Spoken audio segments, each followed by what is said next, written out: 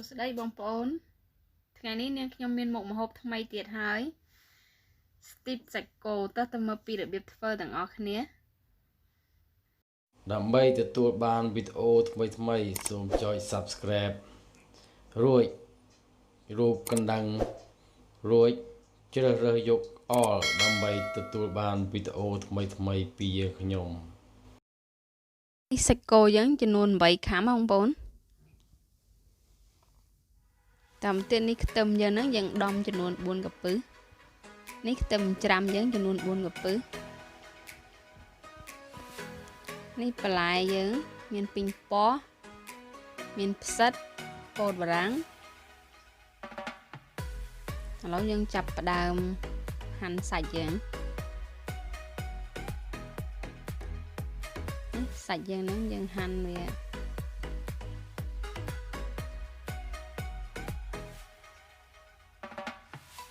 យើងជាខ្លាញ់វាចេញសិនទៅជាខ្លាញ់នៅជាប់នឹងសាច់ហ្នឹងយើងជាចេញចោលទៅ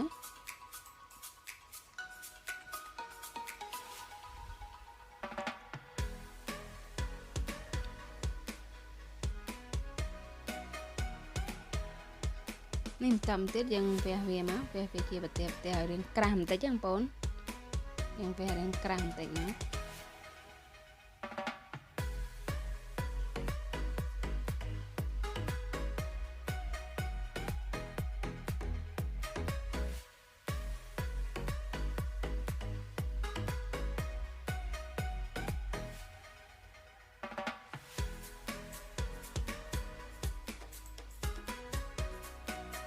ឥឡូវយើងចាប់ផ្ដើមរោយអំបិលពីលើបន្តិចទៅនេះអំបិលយ៉ាងហ្នឹងយើងរោយពីលើបន្តិចទៅ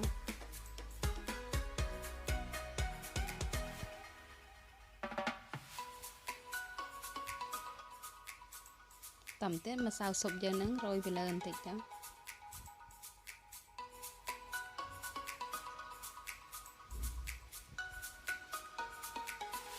តាមទៀតម្រេចយើងហ្នឹងរោយពីលើដែរទៅ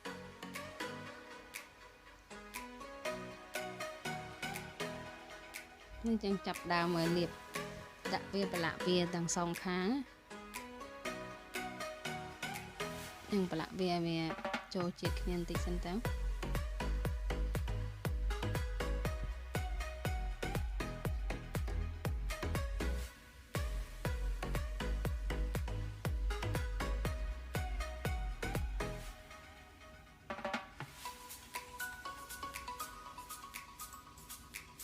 ឥឡូវខ្ទះយើងក្តោយយើងចាក់ខ្លាញ់ចូលបន្តិចទៅឥ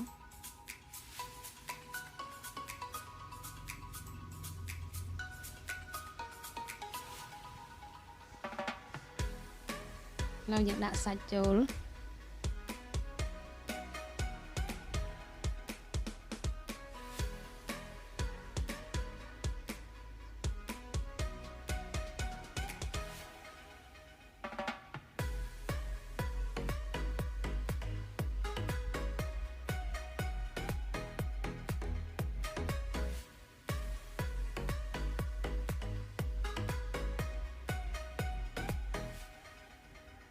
តាមទៀតយើងដាក់នេះបើពងមាន់យ៉ាងហ្នឹង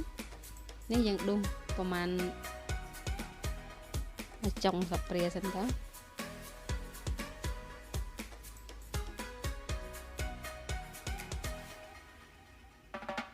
តាមទៀតយើងថែមកកន្លះចុងសាព្រាទៀតទៅ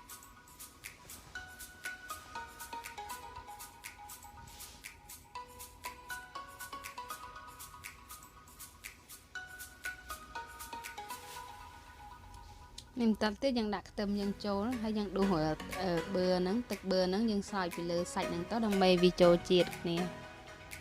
នេះយើងបន្តវាស្រោចវាទៅស្រោចពីលើសាច់ហ្នឹងទៅសាច់ហ្នឹងយើងទុកប្រហែល 4-5 នាទីអីក៏បានដែរបងប្អូន 4-5 នាទីទៅនេះយើងប្រែទៅ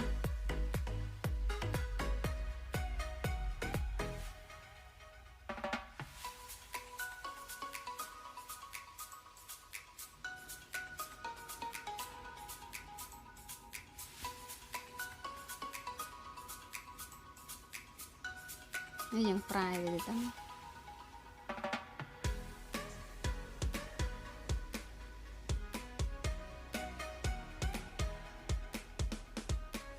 បានហើយយើងស្រង់ដាក់ចានបានហើយយើងទុកវាប្រហែល 4-10 នាទីសិនទៅចាំយើងយកវាមកហាន់ណាបងប្អូននេះបន្តមកទៀតយើងដាក់ប៊ឺចូលបន្តិចទៅដើម្បីឆាបន្លែយើង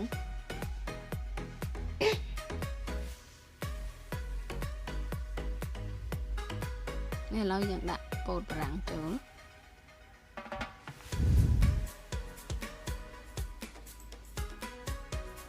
តែទៀតផ្សិតយ៉ាងហ្នឹងពេញប៉ោះយ៉ាងហ្នឹងយើងដាក់ឆាវាប្រហែល 2-3 ត្រឡប់ទៅដើម្បីវាសពប់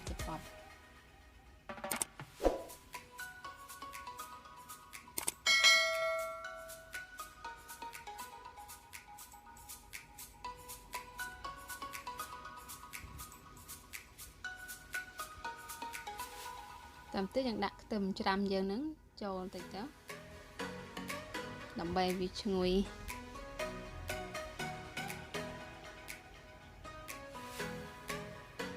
តាមទៀតយើងរោយម្រេចបន្តិចទៅ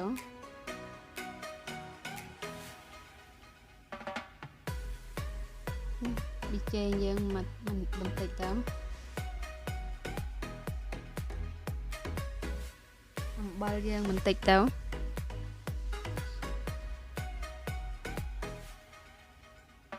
ហើយយើងចាប់ផ្ដើមកូរវាទៅយើងកូរមកល្មមមកបន្លែនឹងមកឆ្អិនមកសបប់ទៅបងប្អូន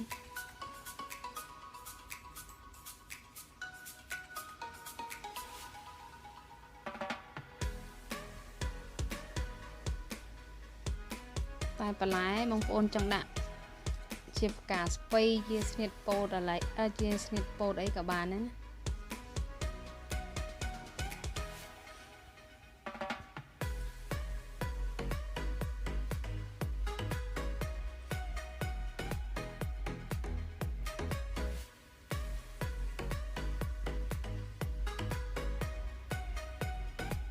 បានហើយឥឡូវយើង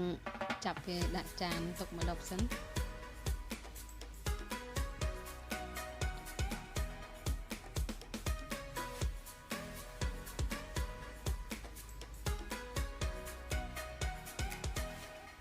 នេះមិនតមកទៀតយើង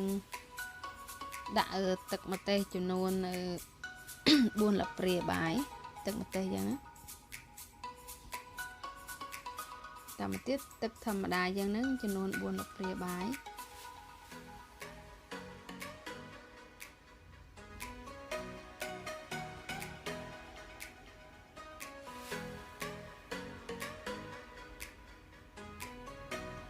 តាមទៀតទឹកខ្មៅយ៉ាងហ្នឹងចំនួន2 ល្ព្រាបាយ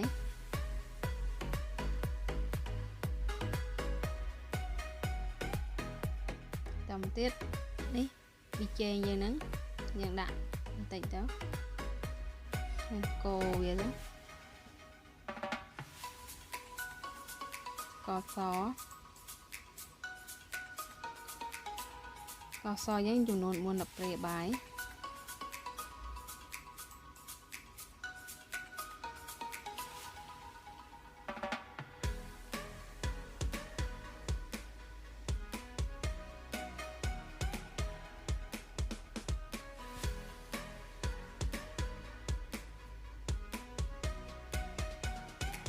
តាមទៀតទឹកស៊ីអ៊ីវយើងហ្នឹងចំនួន2 ល្ព្រាបាយ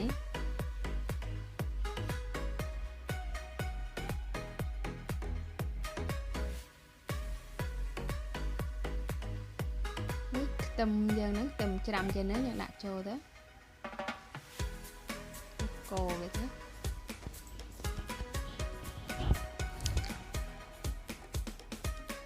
នេះយើងកូរវាបានឆ្អិនប៉ុណ្ណឹងសិនទៅ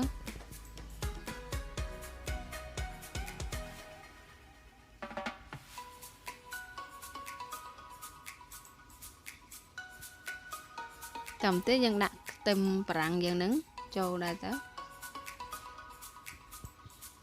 នេះយើងកូរវាឲ្យខ្ទឹមបារាំងហើយនឹងនេះឆ្អិនឥឡូវយើងចាប់ផ្ដើមយកមកប៉ាន់វា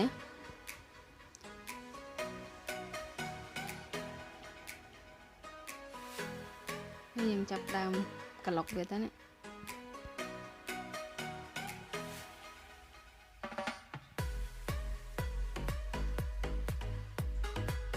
បើបងប្អូនអត់មានម៉ាស៊ីនក្លុកទេបងប្អូនអាចយកទៅបុកក៏បានដែរនេះឥឡូវមាត់ហើយយើងកិនមាត់បានប៉ុណ្ណឹងហើយចាក់ដាក់ចានបានហើយឥឡូវយើងចាប់ដើមហាន់សាច់គោយើង